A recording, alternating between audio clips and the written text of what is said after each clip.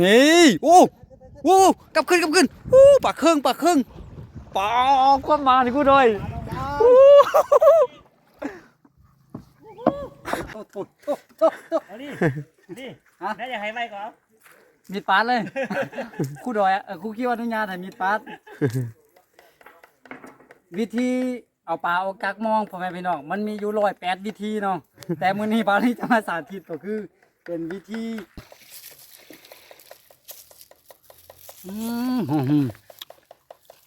สุดยอด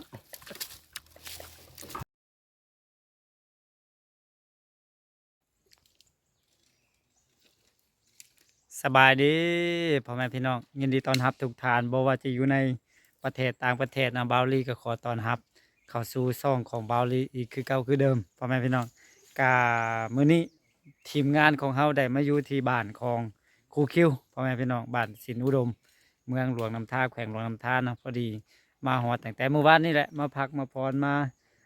นอนอยู่เฮือนครูคิวเนาะมื้อนี้ก็เป็นวันที่8 เดือน 3เนาะซึ่งว่าเป็นวันวันแม่เนาะก็ทีมงานเขาก็ได้พักผ่อนพ่อแม่พี่น้องพักผ่อนแล้วก็ทางครูคิวกับพ่อเฒ่าของครูคิวเนาะพ่อเฒ่านี่ว่าจังใดก็ครูคิวฮะพ่อพ่อเฒ่าพ่อเฒ่าภาษาไทยนี่ว่าจังใดพ่อตาเนาะทางพ่อตาครูคิวกับครูคิวพามาลินอยู่แคมป์น้ำมากินข้าวกินน้ำเนาะ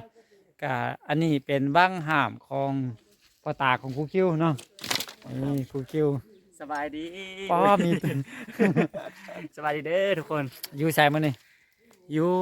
แคมป์นำท่าพี่น้องเนาะนำท่าเนื้ออยู่บ้านอยู่ไกลๆบ้านเลยพี่น้องเป็นวังหามที่อีพอสัมปทานกับบ้านเนาะกับบ้านเขาเจ้า อ๋อที่ สัม บ้า ป น ทานปีหนึ่ง ปีหนึ่งประมาณเท่าไหร่ก็ ก็ตั้งแต่ฝนเศร้ามาแล้วเขาก็มาหามเลย แล้วก็จนไปหอดฝนตกอีกจนนำมันนองมาแล้วก็หามไม่ได้ละตอนนั้นนี่ อ๋อราคา ราคาอีพออันเอาเป็นเสาเอาเป็นสังกะสีไปหมอบให้โรงเรียนเขานะ อ๋อโดยกาเห็นแต่ครูคิวมักเอาลงคลิปเนาะ อันนี้คือบางไม้ละ บางไม้แล้วเนาะ ปีเดียวหันสมปทานกับบานหัน2 ล้านกีบมันวางกันไตอยู่ติดกับหน้าแต่ว่าปีนี้หันบานหันเขาจะเอาเป็นวางทำบาน โด ปี ย นี้คือเขามาสมปทานเอากันกับโรงเรียนเขาจะเอา โดย เขาอยากได้เสาเขาอยากได้สังกะสีได้อีพอสิให้ โดยกาโอเค เดี๋ยวเขาจะไปเบิ้งน้ำกันว่ามื้อนี้ทางทีมงานเขาจะได้กินปลาบ่เนาะ ตอนนี้กาเดี๋ยวจะแพนกล่องให้เบิ้งเนาะนี่เนาะทีมงานเขาเนาะอุ้ยมีเงิน2 คันแม่นแล้ว 2 ลำ เมื่อ2 คัน นี่พายเมื่อแล้วก็ทางครูคิวกับลุงนานเพื่อนกะกำลังกล้าเกี่ยมเป็นหลัวเป็นฟืนนี่มากองอยู่นี่เอาไว้ปิ้งปลาเนาะโอเคนี่ อันนี้ก็คือเป็นน้ำท่าพ่อแม่พี่น้องป้าน้ำท่าพี่นี่น้อยได้พ่อแม่พี่น้องเนาะบ้านอยู่ลุมอยู่เขตบ้านเฮาโอ้บักกะใหญ่เบิ่งกว้างพุ่นเนาะโอเค เดี๋ยวไปเบิ่งน้ำกันเนาะตอนนี้ก็ทางทีมงานเฮากำลังเอามองลงน้ำ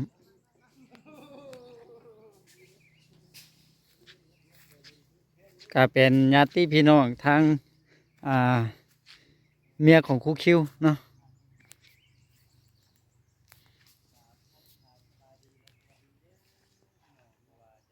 กำลังเอามองลงใน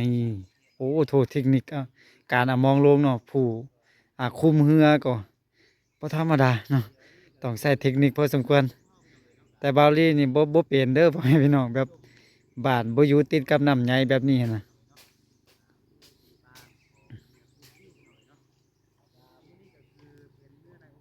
เพิ่นก็จะเอามองอ้อมวังเนาะโดยใส่เรือในการพายไปนี่ก็คือที่นะอ้อมวังตัวนี้เลยก็ลองติดตามเบิ่งน้ำกันว่าเพิ่นจะเฮ็ดแนวใดต่อไป หลังจากที่อ่าเอามองใช้แล้วเนาะโอ้แน่หลังจากที่เพิ่นอ้อมมองแล้วก็เพิ่นก็เอาอันน่ะอีหยังก็คล้ายๆกับอันเล็กเนาะแล้วก็ มามัดใส่เสือกแล้วก็โยนแล้วก็ใส่ไม้ตีน้ำ เนาะเพิ่นกำลัง นี่มีอันเล็กครับพ่อแม่พี่น้องนี่ เพราะว่าตัวนั้นนี่ โอ้ เวลาเพิ่นอันนั้นอยู่พื้นเนี่ยมันไปตามกับกระเทียมดังคลักคลักคลักคลักคลักแล้วก็ แล้วก็เฮ็ดให้ปลาหยาดเนาะ โดยปลาได้ยินแล้วก็ปลาก็ย่านพี่น้องนั่นนี่ มาเบิ่งนํกันว่าจะมานบ่ถ้าบ่มานนี่แสดงว่าหำการ ขนาดลงวางหามยังบ่ได้นี่ โอ้บ่ต้องคิดจะไปลงบนอื่นแล้ว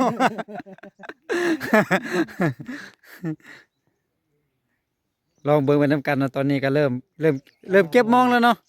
มองในยักษ์สันนี้เอาตัวมันยาวหั่นน่ะ อ๋อ คันน่ะอันตัวที่ว่ามันฟูอยู่อันฟูตัวนั้นน่ะมันฟูอยู่เทิงน้ำมันน่ะ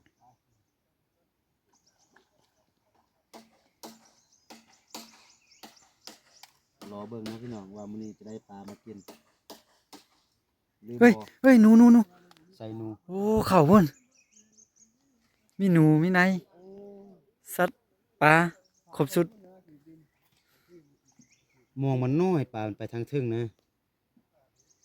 เอามองตัวที่ว่ามันยาวมันเป็นท่วมนี่2 วานี่ อ๋อ 2 วา 3 วานี่ทางทึ่งมันน่ะแต่ว่าตัวนี้มองมันต่ำปานไปทางทึ่ง เนาะ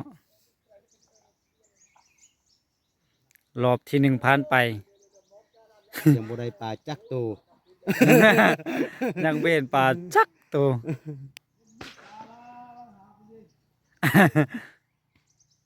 เอ้นี่ได้ตัวหนึงแล้วนี่ แล้ว สองตัว แล้ว ว้าว ได้ปลามาปิ้งแล้ว พอดีเฮา2 คนเนาะ 3 ตัวแล้ว นี่ปลาคูดอยฟ้าวกินสุดพอเดี๋ยว2 คนมันเยอะนี่ได้ติ้มเนี่ย4 ตัวนี่ นี่ 5 6 โอ้ 7 8 โอ้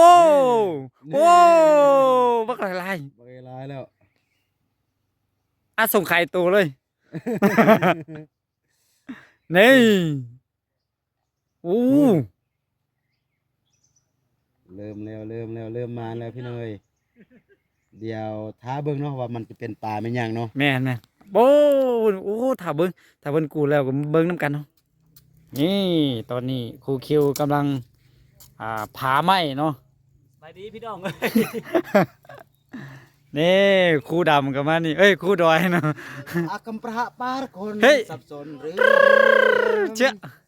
ย ามเปิ้นเสื่อมโอ้เลย เวะเอาปลาน้ำหนอง โอเคกำลังผาไม้ฮีบจะปิ้งปลา เอาใช้ได้นะ อันใด เอาปลาชนิดเลย เอาปลาเส้นนี้เลย ไปนำบ่ได้วะขี่เหือไปนำบ่ได้วะ เพราะว่าอันแกะออกจากหมองเรายังทีทีโอ้ทุความไวพุ่นลีลากันแกะปลาแมต1ต่อชั่วโมง เดี๋ยวเอาอ่างมาใส่ปลาก่อนปั๊บขอโทษขออภัยเด้อพ่อแม่พี่น้องอันนี้เป็นวิถีชีวิตเนาะ ของชาวบ้านกะเห็นแบบนี้เป็นแบบเป็นธรรมดาของชาวบ้านพ่อแม่พี่น้องอู้ปลานี่ปลาเนี่ยง ปลาปลาเกง ปลาแกง น้อยปลาเกงน้อย อ๋อปลาแกงน้อยนี่ลองมาเบิ่งน้ำกันเบิ่งเนาะว่าจะได้หลายได้น้อยซ้ำใด ไปตีมองเลย 4 โตว5 โตว6 เอาทูไปดีกว่าเดี๋ยวเบิ่ง 7 โตว8 9 10 11 ขนาดน้าวังหามแล้วยังถึงปานนี้เด้อสาววังหามบ่ โอ้ นี่ ขนาดบาทเดียวได้นี่เลย11 ตัวโอ้โหถูสะอ่อนคัก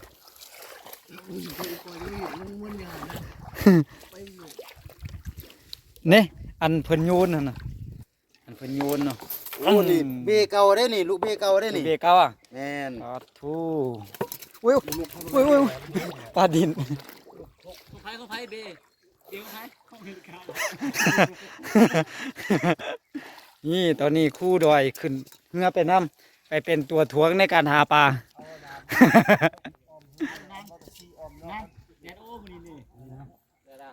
ไปอีกรอบที่ 2รอบเทมอิดท่านได้ปลาอยู่11 ตัวด้วยกัน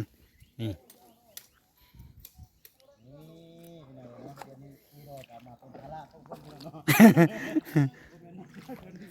ทางครูคลิ้วเพิ่นก็พาไม่ ตรงโม่นี่บ่ต้องปากเลย หีบ ปลานี่เลย นี่พาไม่ฮีบได้หลายเติบเพื่อจะปิ้งปลานี่สมกันอยู่ไม่ฮีบ สมอยู่บ่เพิ่งปลาใหญ่อยู่บ่เจ้า อายุนี่โอ้3 นิ้ว โอ้ เนาะ เรื่อง แล้วก็ทั้งนั้นก็ดังฟืนดังไฟเนาะนี่โอเคเดี๋ยวเขาจะเอาปลาใส่ฮิปปีกก็หลังจากที่เพิ่นเอามองอ้อมวังสำเร็จก็จะใส่สูตรเดิมเนาะใส่มาร์กมาร์กมันยังหุเฮาไปสร้างเอิ้นพ่อแม่พี่น้องแต่ว่าเป็นเลข2 อันเนาะเพิ่นมามัดติดกัน แล้วก็เวลาโยนลงไปน้ำเพิ่นก็ดึงแบบนี้แหละเพื่อว่าให้มันมีเสียงดังอยู่ในใต้น้ำเนาะแล้วก็ให้ปลาแล่นออกหั่นน่ะมาใส่มอง เป็นวิธีการหาปลาของเพิ่นอยู่ในเขตนี้พุ่นครูดอยไปนั่งเบิ้งเขาเจ้าเนาะ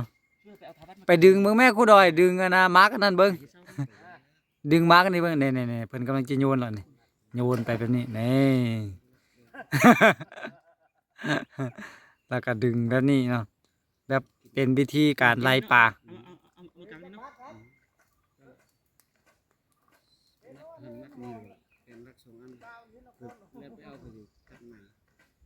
เอาหัวบัดเอาเบียร์ผมนะหักไปนี่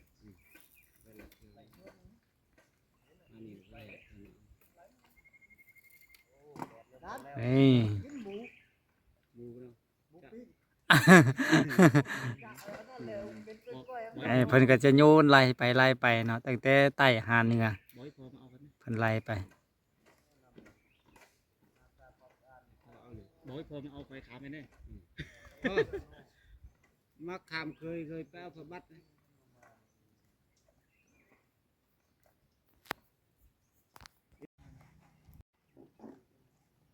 หลังจากที่เพิ่นทิมมาร์กอันนั้นเนาะไล่ปลาแล้วก็จะได้กูมองขึ้นนี่โอ้นี่โอ้ถือปลาโอ้นี่ปลาถูก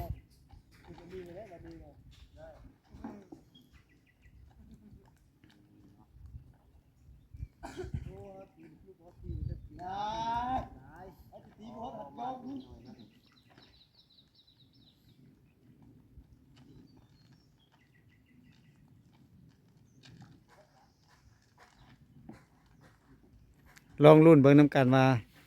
เทื่อนี้จะได้ปลาใหญ่บ่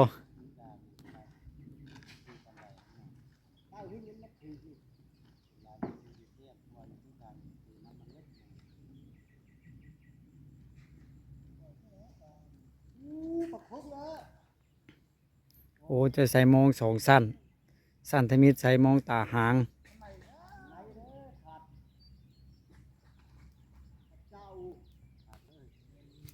มาแล้วรอบที่2ไปเบิ่งน้ำกันว่ารอบนี้จะได้จักโตหมานกว่าสุดทมิตรบ่อุ้ยนี่มันมาพี่นี่ป่าน่ะ มันขึ้นบกมาพี่เหรอนี่มาเบิ่งน้ำกันโอ้สุดนี้ปลาใหญ่ได้เนาะโอ้ปลาใหญ่สุดนี้น่ะนี่โอ้ถู1 ตัว2 ตัว เราลีบ่เคยไปแม่นบ่ 3 ตัวบ่เคย4 ตัว แต่ว่าครูดอยนี่ 5 ตัว หลายเทื่อแล้วปลาธรรมชาติ 6 7 8โอ้นี่ปลานั่นปลาน้ำเนาะนี่เนาะ9 10 11เมื่อละโทรกันเลย ตะกี้ก็ได้11 ตัว เพื่อน ใช่โอ้12เปอร์เซ็นต์นะโอ้เหลือไปตัวหนึ่งคิดว่าโทรกันฮุแล้วก็ทางอีพอเพิ่นได้ปลาในเปอร์เซ็นต์ เอาเงินมาเอานั่นเฮ็ดลงบน ใส่ละใส่ปลาในเอาไปละใส่โอ้ละศอกอยู่นี่ นี่โอ้ หือ บ่แม่นหยัง บ่แม่นหยัง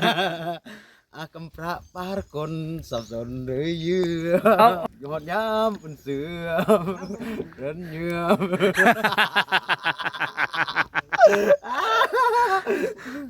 นี่น้องๆนี่ ปลายังอันนี้ ปลานก ปลานอก นี่ บ่แม่นปลาในเด้อเนาะ บ่แม่นปลาในมันบ่ได้อยู่ในน้ำแล้วเด้อนี่น่ะเอิ้ ปลานอกแล้ว มันอยู่นอกน้ำโอ้นี่เฮ็ดหยังกินจะนี่แซ่บ ถ้าคนมักนี่ส่วนหลายเพิ่นจะเฮ็ดซอย สวยเนาะ โดย โอเคได้มานเท่านี้ได้13ตัวปลาในตัวหนึง เดี๋ยวล้างก่อนไปล้างก่อนโอ้จะดีเนาะ นี่ เอาเลยเนาะ เราก็ตอนนี้บาวลีได้มานั่งอยู่ในเรือน้ำเพิ่น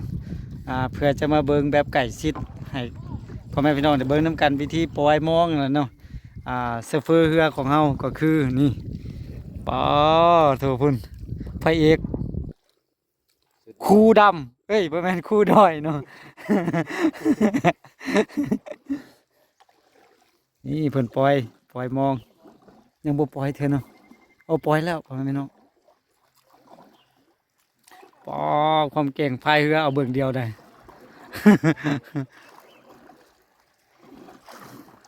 พอแล้วถ่ายเลย พอแล้ว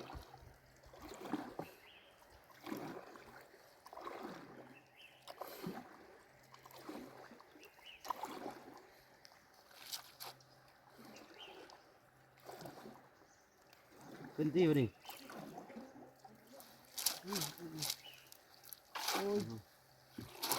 เบาลี่ อันไหน จ้า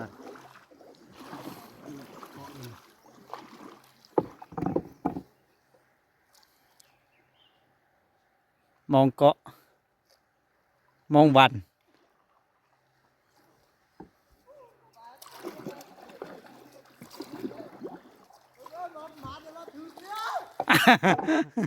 มันมีปลาเด้หาเด้มันมีปลาเด้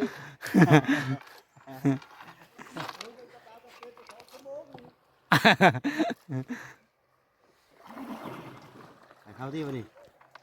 เอาหัวเข่าแล้วกันไปมาทำแล้ว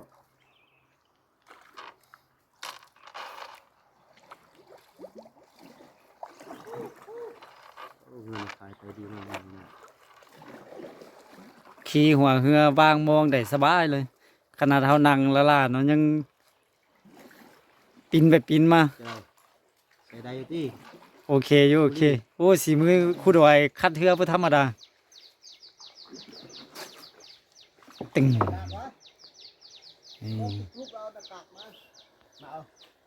โอ้บ่ธรรมดาเนาะคู่ดอยเนาะ แย่ แท้น้ำติดอยู่บ้านติดน้ำคลองแน่ถ้าพายเรือบ่เป็นก็ทิ่มแล้วคนอ่ะ นี่โยนมากันนี่แหละบัดนี้ ว่าคนลุกก็ได้หันเนี่ยตัวจิปันไม้ถึงวันเหมือนปักลบยังเข้าเลย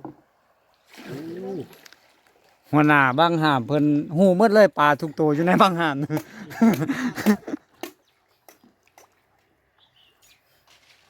มีปลาเครื่องจักโตวมีปลาในจักโตวเพิ่นฮู้หมด โอ้ดังแฮงเนาะ เจ๋งอ่ะ ขนาดอยู่นอกยังยินซำนี้เนาะ เอ็น พุ่น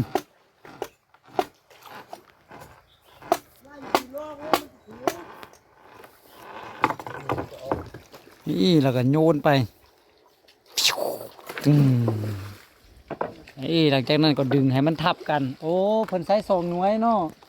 ย้อนว่าให้มันทับกันอ๋ออ๋ออ๋ อ เฮาล่ะบ่ฮู้อยู่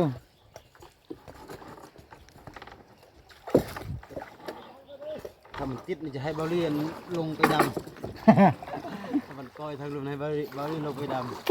อืมนี่ แล้วก็ดึงแบบนี้ โอ้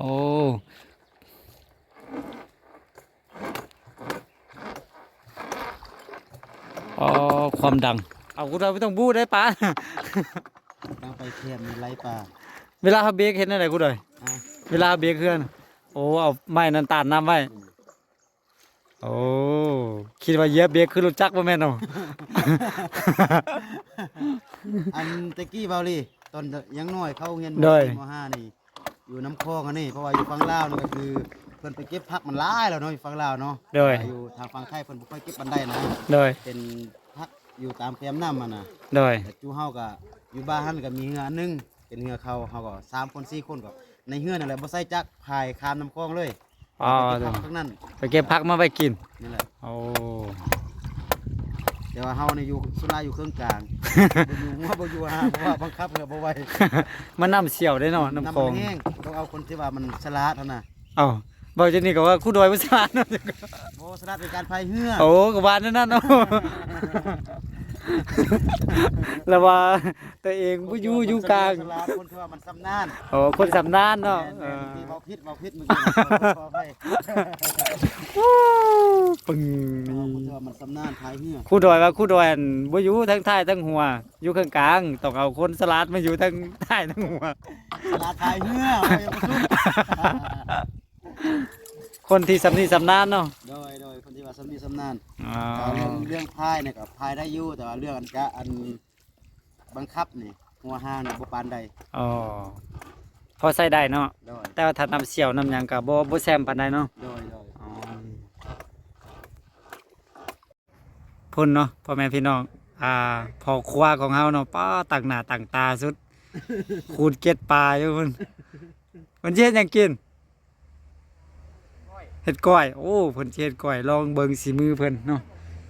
แซ่บขนาดกูคิวว่าลองจักหน่อยไปชิมเบิ่งนํกันเนาะพ่อแม่พี่น้องอันเฮาก็ได้แต่มานั่งเบิ่งอยู่นี่แหละเป็นตัวถ่วงในการทำมาหากิน แต่ว่าบาวลีขึ้นมานั่งนี่มานเลย กูโดนี่อยากได้ประโยชน์ได้พี่น้องนี่ นี่จะกลางแล้วกูแล้ว บ่ตะกี้เฮาใส่มุมหมอเด้ อ๋อ เดี๋ยวนี้เฮาก็เต็กมุม กูโดนี่ยังมีประโยชน์ได้บาลีเนี่ยมานั่งล่าแต่ว่ากูโดนี่ยังพายเรือ บ่มีประโยชน์เลย วันหนึงก็โดดน้ำนี่แล้วว่าบาวลีก็คู่ดอยว่าบ่มีประโยชน์มันหยังถ้าเบิ่งคู่ดอย2รอบที่ผ่านมาได้11ตัวรอบนี้บาวลีขึ้นมานั่งนี่ โอ้โห โอ้ตุนี่ตอนนี้เฮาเริ่มจะกูมองเนาะหลังจากที่เฮาไล่ไปแล้วก็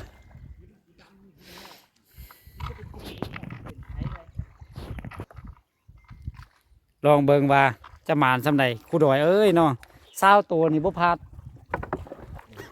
คัดเงา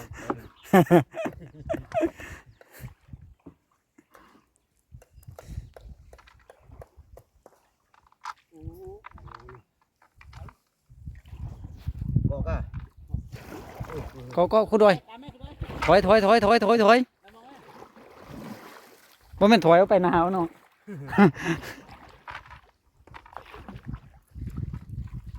เย้นี่ได้มาแล้วตัวหนึ่งครูคิวถ้าบาวลี่มานางเฮือนนี่อย่างน้อยสุด20ตัวมันได้อยู่แล้วมานสุดยอดออกมานี่ได้อยู่มา10-11ตัวคือ2เทื่อแหละ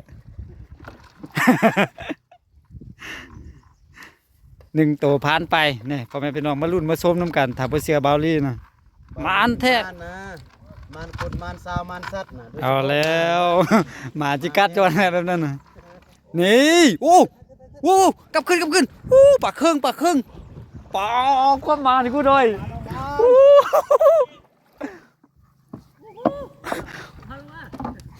ว้าวกูด้วย เดี๋ยว ว้าวเดี๋ยว เอาเกาะนี่วะ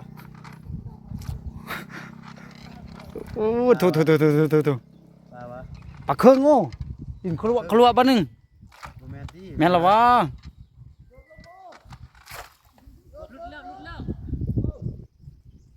อ๋อถูมองสิขาตีเนาะป่าใหญ่นี่ตะกี้น่ะ ปลาอะไร อ๋อยกบ่ขึ้นเลยกูด้วย มอง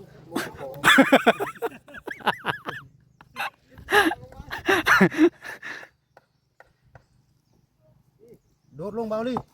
โดดล นี่ ง มาแล้วตัวที่สองนี่ฮ่าบาลีขึ้นมานางเฮือนนี่20ตัวบ่มีรุด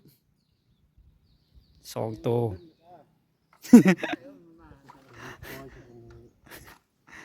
นี่ลองดูลองส้มเบิ่งน้ำกันพ่อแม่พี่น้องเอ้ยว้าวนี่ปากกดอู้ปากกดเบิ่งไง ว้าวปากกด คิดว่ามันปลาเครื่องกูตะกี้เด้มาแล้วนี่โอ้โอ้โอ้ปลาลัด แกงอีกก็เป็นปลาหลาดกับปลาก้นแล้วแกงอีก โอ้โทษนี่อ๋อได้6 ตัวแล้ว พอไม่ใช่นี่ ปลาลัดนี่บักยาว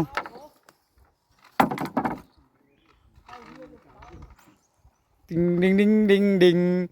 ดิงดิงดิงมาดิติงติงถอยเฮือคู่ด้วย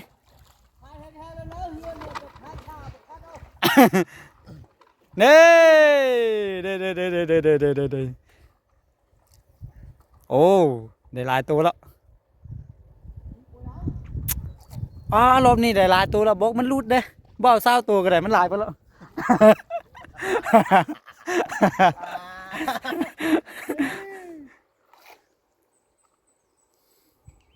โอ้ยก็คู่ด้วย เห็นบ่เบรกน่ะ คักเนาะ เออ นี่ปรากฏปลา มัน รอบผ่านมานี่โอ้ว้าวเบาลี่ขึ้นมาอีกนะคุณดอย ที่ผ่านมาไม่ได้ปรากฏเลยเบาลี่ขึ้นมาได้ปรากฏเลยนี่ว้าวโอ้ย โอ้ยตก โอ้ปล่อยมันได้มันได้หลายพอแล้ว นี่โอ้โอ้ขึ้นมาเถอะคุณดอย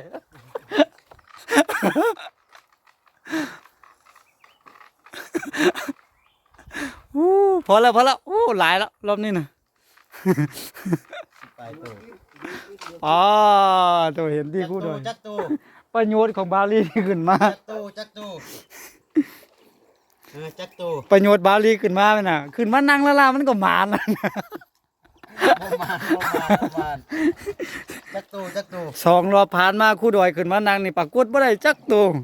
อันนี้แม่นแต่ปรากฏหมดแม่นแต่แนวแซ่บๆพุ่นนี่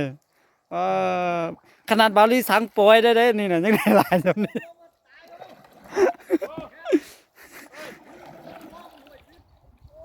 ตอนนี้เราจะพายเรือไปเอาปลาออกก่อนค่อยไปเบิ่งน้ำกันว่าได้หลายได้น้อยซ้ำใดครูดอยงงเลย ปากบออกจักคำเลย บ่มานเบาลี่ว่าได้20ตู้เบิ่งฮอดบ่20ตู้ทั้งหมด20ตู้นี่ สั่งปล่อยเด้อเด้ บ่ตัวเดียวได้ตัวเดียวได้ ลองไปเบิ่งน้ำกันเนาะเขาไปนับเบิ่งว่าได้จักตัวโถปลาโถพ่อแม่พี่น้องเบิ่งดูบ่นับก็ได้มันได้หลายพุ่นแล้วนี่บ่จำเป็นนะ เมื่อกี้ครูดอยบ่ได้ลงมือเองเดี๋ยวนี้ครูดอยลงมือเองแล้วมันมานเห็น บ่ บ่ แม่นมันขึ้นกับบาลีไปนั่งอยู่เฮือนะ ป่า ว่ากูดอยกูคิวไปเห็นป่า พุ่นโอ้ดูปอ แต่ปรากฏมันล้วนเด้นี่น่ะตะกี้บ่ได้ปรากฏจักตัว กูดอยมานี่เนาะ รอบที่3พี่น้องเนาะเมื่อกี้ครูดอยมานั่งล่าๆมันบ่มานพี่น้องเนาะ เดี๋ยวนี้เลยแม่นครูดอยนี่พายเรือแล้วก็ลงแบบด้วยตนเองเลยนะ สันได สุดยอดพี่น้องเอ้ย นี่นะ สิกลางผาดดิ เรือใจเรือ เอาใจมอง ใจมองพี่น้องเนาะโอ้เที่ยวนี้เนี่ยคือปรากฏนี่3-4ตัวเลยพี่น้องเอ้ย โถเห็นอันที่ครูดอย ผลงานของบาวลี่ที่ขึ้นไปนั่งเฮือขนาดนางล่าได้บ่ได้ลงมือเลยถ้าลงมือนี่ กูดอยไปสร้างเบาอยู่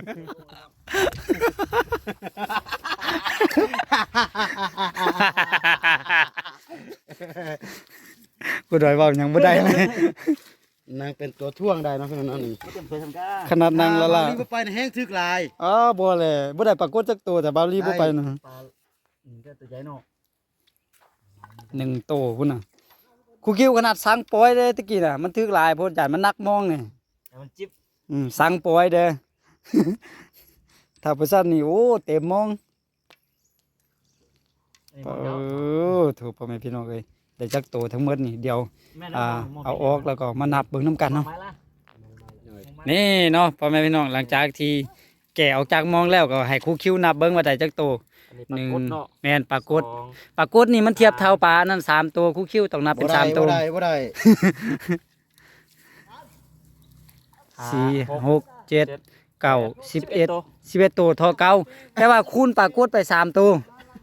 บ่ได้บ่ได้บ่ได้ เฮ้ยเศร้าไปตัว โมไว้ซะเยอะเลย แต่เศร้าไปตัวตามเดียวเบ้าเนาะ กูโดยมันก็ยังได้12ตัว โอ้ไปเบิ่งอันนี้ มาลำที่สองมาบ่นี่ ลองเบิ่งลำที่สองนี่ ถึกลายแล้วนะเมื่อกี้บาวลีมา นั่น เก็บที่มองแท้นะอะไรวะยังบ่ได้เก็บเกี่ยวพี่น้องเนาะนี่ตัวนี้แม่นปลามันโดดเข้าเหือได้ ปลาดู เหือเมื่อกี้พี่น้องถ้าบาวลีบ่มานี่ก็คือมันโดดเข้าแล้วพี่น้องเนาะนี่ นั่น เบิ่งเหือรับนี่ก็คือปลามันหาโดดมาเองไล่ปลาแล้วก็ปลามันย่านปลามาหาโดดมาเข้าเลย เคยเบิ่งนางสันคลองบอกไปนางภาวนาปลาเต้นขึ้นเลย เอาก็โอ้นี่กูคิวจับมาหลายเติบนะ พอเพิ่น ปอ ว่าโมงนี่ โถบาทเดียว พอเพิ่นว่าโมงนี่เป็นโมงมาร อ๋อ อันนี้เขาจึงเอิ้นว่ามารบาวลี ถ้าเบาลี่ลงไปนี่แห้งหลายกว่านี้ได้ โยมบาวลีโอ้นี่ปลาโอ้ปลานี่มันปลาหยังวะนี่ โอ้ถู ปลาปานคือว่ายักษ์เหงา สุดยอดเลยเนาะคุณดอยเนาะเต็มอัญญะเลย ขนาดเบาลี่ยังไม่ได้ลงมือเลยนี่นะถ้าเบาลี่ลงนี่พากันกลับบ้านเลยไม่ได้กินอ๋อจนบ่แพ้ เกือบบ่เพ่ โอ้ได้ปลาคอได้อพ่อแม่พี่น้อง ใส่ปลาคอนี่คุณ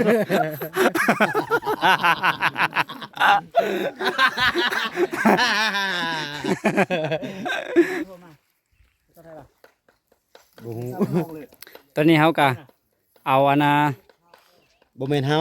เพิ่นเอาไม้มาปักไว้ เอาคุณนะถือกล้องเดี๋ยวบาลีจะไปช่วยเพิ่นเอาอันนะปลาออก เบิ่งบาวลีนจะสร้างบ่บาวลีนี่ สร้าง ยานบ่สร้างนะบาวลีนี่น่ะ นี่ได้อยากให้ไว้ก่อน มีดปาดเลย ครู่ดอยครู่คิดว่าอนุญาตให้มีดปาด วิธีเอาปลาออกจากหมองพ่อแม่พี่น้องมันมีอยู่108วิธีเนาะแต่มื้อนี้บาลีจะมาสาธิตก็คือ เป็นวิธีที่หนึ่งของ108หั่นนะโดยการจับปลาขึ้นมากับพร้อมกับมองเนาะหลังจากนั้นเฮาก็จับแบบนี้ แล้วก็ไหลมองออกจากปลาแบบนี้เลยเนี่ยถ้าหากว่ามันมองหันไปก็บอลจะเนี่ยนะบ่ต้องคิดยากขาดมองเลย ขาดมอง ขาดสายมอง ขาดสายมอง อันนี้ ขาดมอง มันมีอยู่108วิธีครูดอยเอ้ยนี่ปั๊บปั๊บปั๊บปั๊บปั๊บปั๊บ บ่ออก ความไวแมตช์1ต่อชั่วโมงข้างหลังอ่ะ เพิ่นเอาออกทางหางบาวลีเอ้ย โอ้ยแล้วว่าแล้วเนาะบาวลีต้องเอาปลาออกจากหมองนี่บ่เป็นมึงดูถ้าแม่นกูโดยนี่แล้ว10ตัวนี่ นี่ มีแต่หมาเท่านั้นที่แกะกระป๋องไม่ได้ จับทางหัวมันดึงมันเอาออกมา ใช่นี่แหละบอตี ใส่เลยไอคิวว่าอยากเปื้อนในพยามันเนาะใส่เลย น่ะ ใช่ไปเดี๋ยว ใส่ก็ได้เป็นยังเนาะ ปีกก็เลือกแล้วอัน อ๋อดูนี่วิธีแกะปลาแบบเดี๋ยวไปเนอะผู้ดอยที่อะไรเบิ้งเนอะนี่ ไปดิ ก่อนอันนำก่อนทุ่งนึงยังไม่ทัน ยัง ไปกินเบียร์ก่อน เอาทั้งหัวออกอ่ะผู้ดอย แม่น อยากดิ เฮาก็เบิ่งตามสถานการณ์มันเนาะบาวลีเอ้ย นี่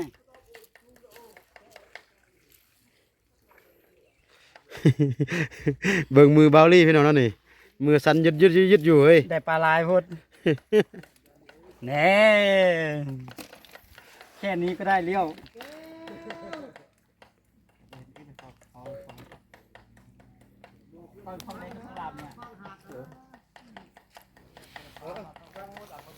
โอ้ต้องใช้เวลาหลายพอสมควรในการเอาปลาออกโอ้ ลำคลอง อ๋อถูโอเคขอเวลาเอาปลาเอาก่อนนี่พ่อแม่พี่น้องอันนี้คู่ดอยปิ่งมากับมือเนาะแต่บาวลี่กิน เออให้เครดิตกันแบบนี้เด้อเนาะ นี่พ่อแม่พี่น้องแบบซีเมืองก่อนเนาะคู่ดอยก็กินเนี่ยเบิ่งมือแม่บ่เชื่อน่ะเบิ่งแม่ แน่ๆอยู่นี่ อยู่นี่อยู่ มื ขา อ อยู่ขา นี่ อยู่ ค่ะ ลองซีเมืองไปมาพ่อแม่พี่น้องปลาสดๆปลากดเนาะเค็มด้วยลองมึงเด้อ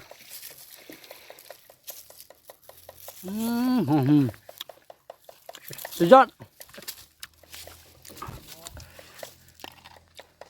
แซ่บบ่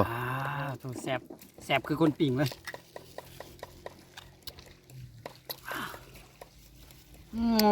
สุดยอด แซ่บมันบ่ เฮ้พ่อแม่พี่น้องปลาตัวคุณปิ่งลายฮีบเติบนี่ก็จะเฮ็ดหลายเมนูสำหรับมื้อนี้เนาะมีปิ่งแล้วก็มีทางกูคิวพุ่นตอกทำหน้าที่ลูกเคยได้ดีสุดมื้อนี้นะ มีแต่มือเดียวนี่แหละเบิ้ง การนั้นนี่บอกไปปาดยางเฮ็ดเป็นไข่แล้ว พอตามมาคุมเองได้เลย กำลังฝักลาบพ่อแม่พี่น้องเอ้ยนี่ เป็นลาบปลาพี่น้อง เถอะ เห็ดกล้วย เฮ็ดกล้วยเนาะ กล้วยสบับลุงนานผมเอาลุงนานให้มาดู โอเคพ่อแม่พี่น้องตอนนี้ก็ปิ่งปลาสุกเป็นที่เรียบร้อยเนาะเฮาก็จะได้แยกย้ายไปอยู่บนห่มวันนี้มันแดดเด้เนาะก็ได้หลายเติบพ่อแม่พี่น้องนี่บ่ว่าจะเป็นเฮ็ดกล้วยเฮ็ดลาบพุ่นอันนี้ลาบแบบสบับแช่น้ำนี่ลาบปลา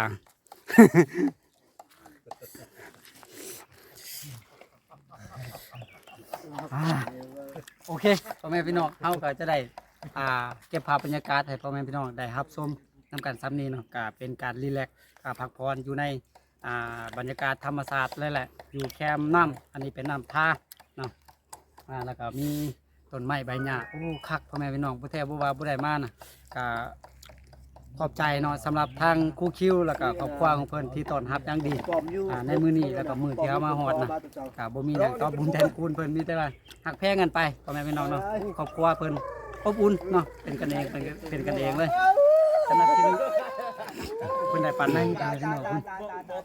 ปานในมาอยู่ ให้เลยโพตาก็คิวให้เลยอีโฟนให้เลย ใส่หมองตาซีบ่ถึกปานใดเพิ่นไปใส่หมองตาซองแล้วถึกปานใด โอเคพ่อแม่พี่น้องเอ้ยแล้วพบกันใหม่ในคลิปต่อไปเนาะส่วนว่าจะเป็นคลิปใดและอยู่ใส่ก็อย่าลืมให้กำลังใจทีมงานเฮาคือเก่าคือเดิมสำหรับคลิปนี้ขอตัวลาไปก่อนเนาะแล้วพบกันใหม่สบายดี